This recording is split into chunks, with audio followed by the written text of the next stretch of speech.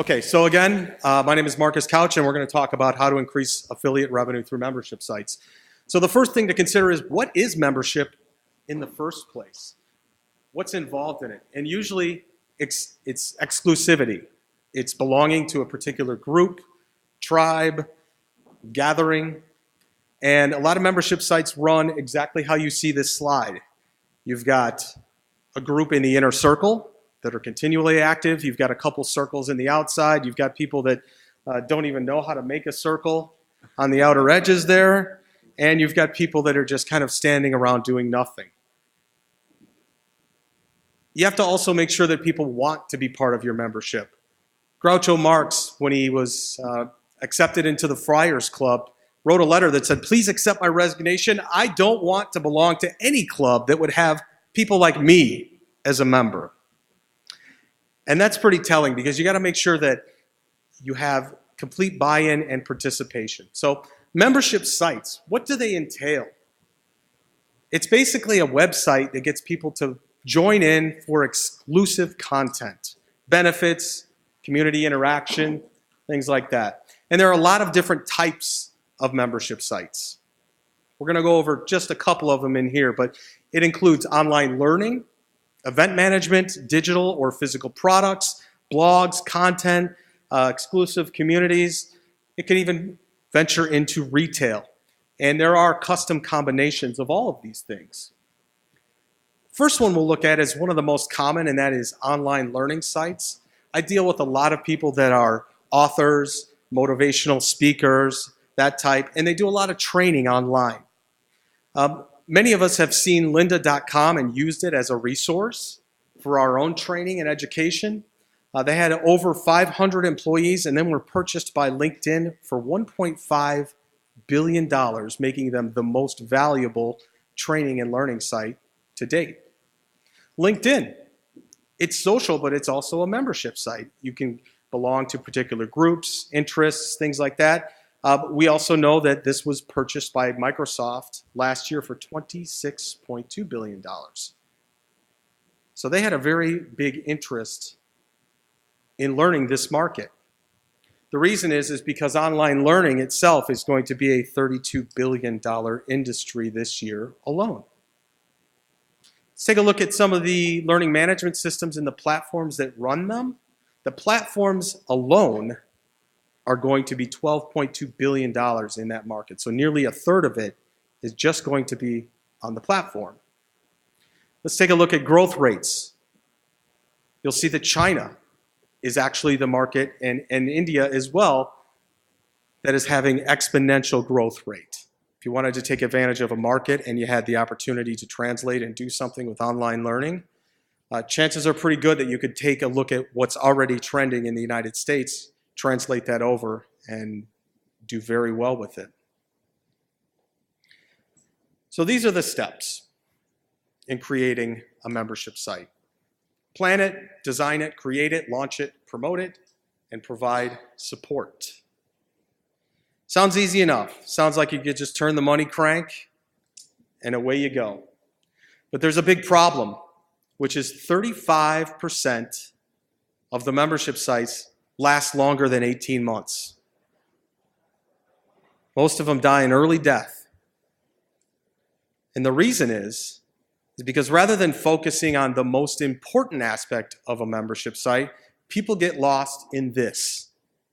Every one of these pixelated things here is a logo of a company that's represented in the marketplace, in marketing, in online learning, in tracking, in ads, and everything else.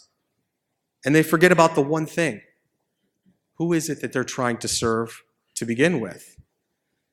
So what I like to do in any successful membership site is create a customer avatar. That's a profile. That's something that you can really get down to the nitty-gritty of who your audience is, who you're trying to sell to, who you're trying to group to, and you'll get to the point where you call them by name.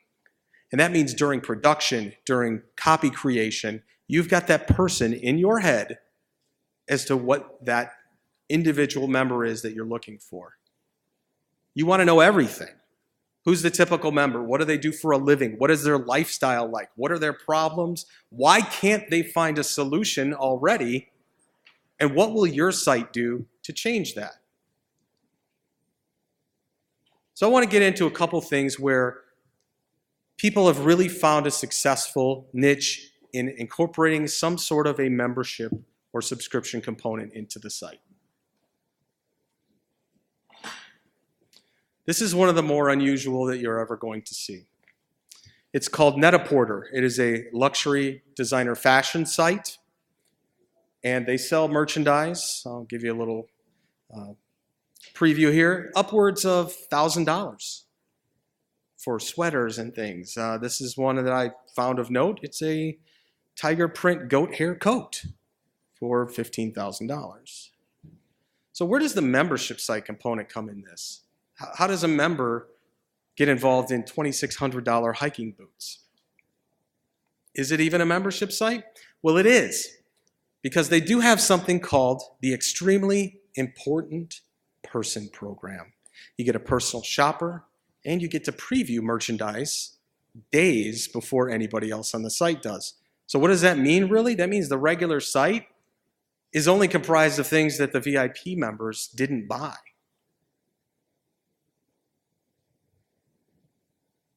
How much does it even cost to get into this membership program? Well, the answer is there is no membership fee to get into it, but there's a big annual spend. You've got to spend $20,000, and then they will call you and tell you that you've gotten privilege to join their extremely important program. So this is a retail site that has incorporated membership into it so that they know their audience, they know exactly what their audience buys, and they help them along with personal shopping to do so. We're going to take a look at another one. This is a very simple one. This is someone who is an affiliate that has a membership site, and it's a very interesting equation. It's called the Survival Podcast. It's run by a gentleman named Jack Spirko.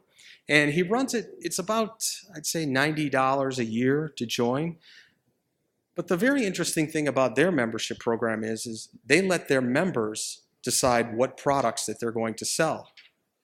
They let their members pick who's going to sponsor the podcast. And if they don't make the grade with the membership, they never make it to the site. It's a great niche in terms of membership because it's so broad. Survival, right? You're buying anything from ammo to food to camping gear to anything that you need, bug out bags, all of it. So he's got a really, really good base for this. It's a specialized niche, and that's why membership sites work so well. As that first slide was, you saw that there was an outer circle, and then it continually got tighter and tighter. It's that inner circle that really is going to make your membership site. Oops. Let's see where we are here. Okay.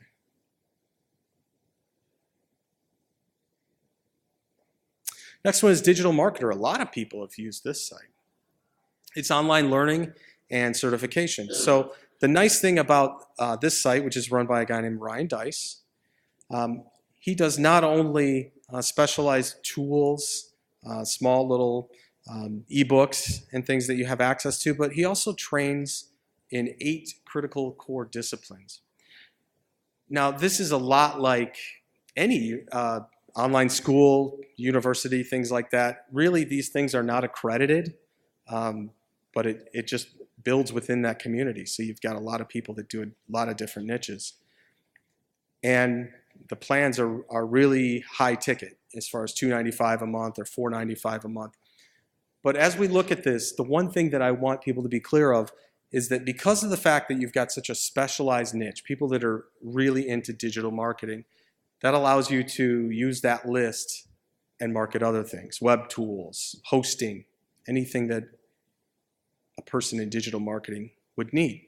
So they found a pathway to success by shaping their existing and revised content that they already had into specialized certification programs.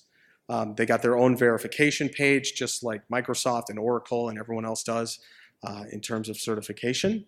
And they've got their own private community in which all of the members communicate and talk about their problems, their sites, all of the things that they do online. And those of you who are familiar with the WordPress world, this is an interesting type of a model that is not specifically a site, it's actually an email newsletter. It's called Post Status, and it's run by a guy named Brian Crosgard. And what it is a news site that has affiliate items on it. It also is a kind of a curated email list. And he has, let's see, what is this membership? So he has 650 members in it right now. He has an annual subscription rate of $99. And this is as specialized as you get. They get discounts to a number of different hosts, etc. But they also run in Slack. Their community isn't built in Facebook. It isn't built in a forum. They use the tools that their members use, and that's Slack.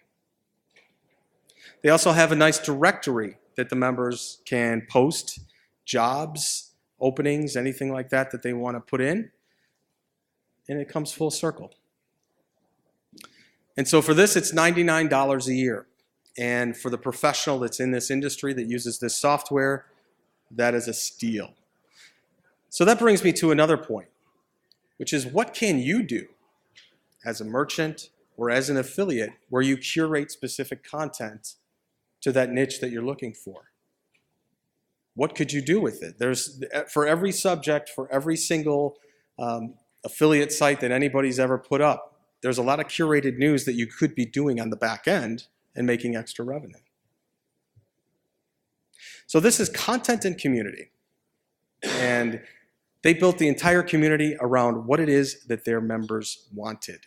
They use the same technology that their member uses, and they speak the same language. And that's very, very key.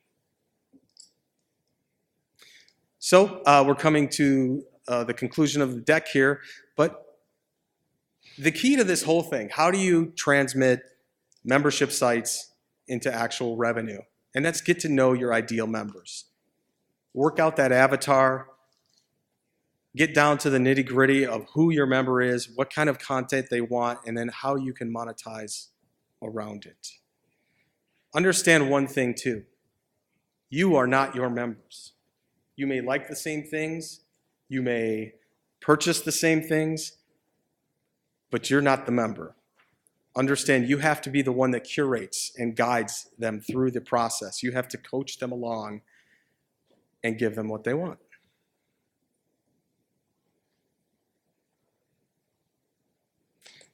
So here are the big keys.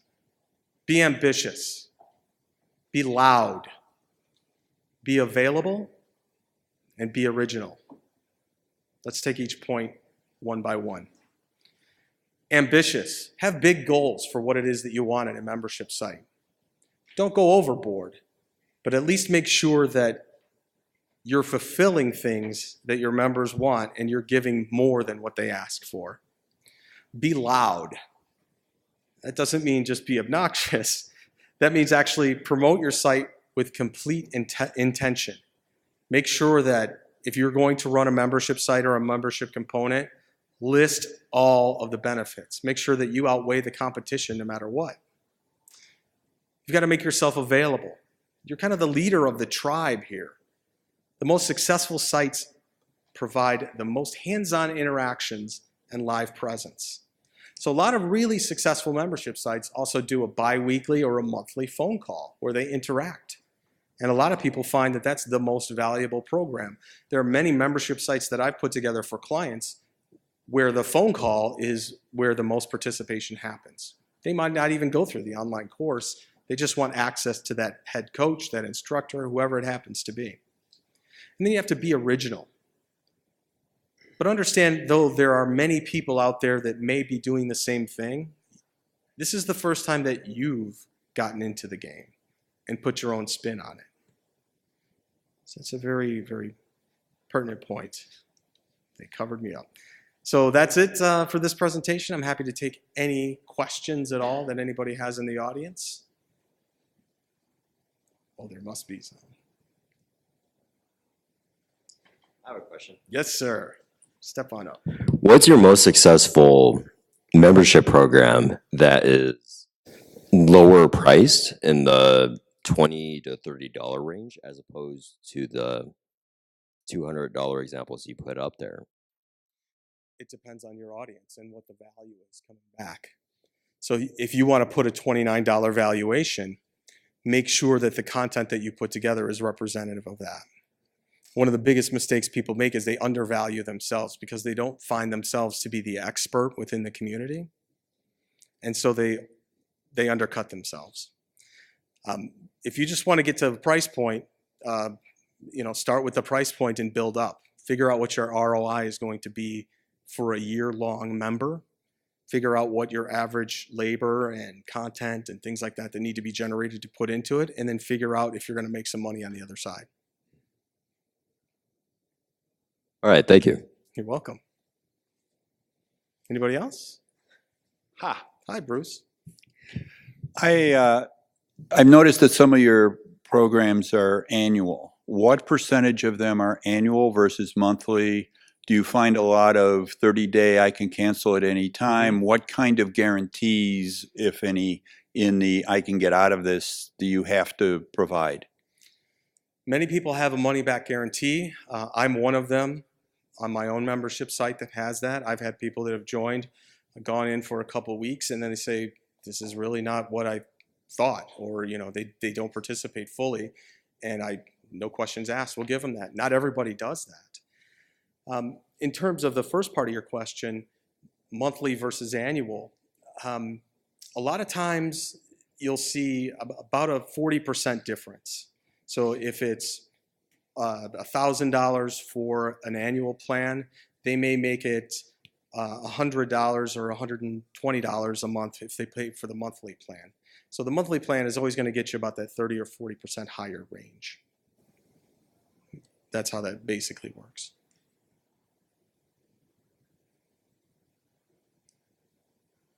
Anyone else? I have another question. Step up. There you go. I have probably 200 units of content. So what's the best strategy to repurpose that into a membership What kind of type content? of program? What? Health and wellness. Okay. And is it video content, blog content? Blog Okay. and video. Okay. Is the video something that is not readily available anywhere else online, on YouTube? It's on YouTube public, but we Is it? have had hundreds of thousands of hits a month and all that. So it'd be interesting to see how we could transform that into a revenue generating opportunity. On one of my clients has 200,000 hits a month, and all his money is AdSense and Rev content and affiliate ads. So it'll be interesting because he already we have hundreds of pages, thousands of hits a day to repurpose. So my question specifically is how to repurpose that into a format, what you just described. Okay. I have, I'll give you my own example. So I have a site, membershipcoach.com. And the very first thing that people can do is they can go in and sign up for the fundamentals course. And that's a 21-day progressive lesson that gives them the basic fundamentals of a membership site. I've also taken that 21-day course and constituted it into an ebook that you can put out. It's got a workbook in it. You can print the pages out, do specific things. So that's one place that you could start, is take some of that blog content, index it, make an outline, put a table of contents together, and then talk about each point in an ebook that you could use as a giveaway on Facebook or something else to bring people in. You might want to have a starter course. You may want to, there's a couple different ways that you want to think about your model too in which you distribute your content. Do you want to do a drip feed where it's a lesson a day or a piece of content a day? Do you want to do it buffet style where they just log in and everything is readily available all at once? That really depends on what it is. If it's health information, if it's a site about cancer, you want to give them all the information all at one time. You don't want to make them wait. If it's learning how to play mariachi guitar, you want to space that out a little bit. You don't want to go to the most complex things straight off. So there's a lot of different variables that you have to think about with your content. I'm happy to give you a card after we're done here and we can talk about that. Who's next?